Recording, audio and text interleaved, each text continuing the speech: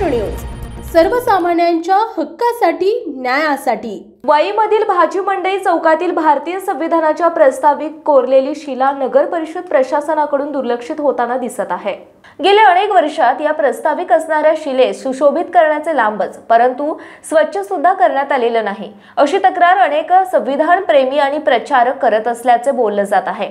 सदर चौकात या वास्तूभोवती भाजी विक्रेत्यांनी लावलेल्या दुकानांमुळे सदर शिला फलक पूर्णपणे झाकून गेलेली दिसत आहे आणि त्यातूनही नीट पाहण्याचा प्रयत्न केल्यास शिला फलकावरील प्रस्तावित असणारा मजकूर पूर्णपणे पुसट झालेला आहे।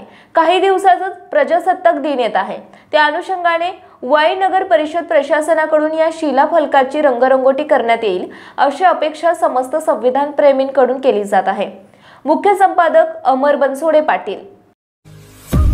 आपल्या परिसरातील बातम्या पाहण्यासाठी आजच आमच्या सत्यशोधक महाराष्ट्र न्यूज चॅनलला यूट्यूबवर सबस्क्राईब करा आणि बेल आयकॉन प्रेस करा।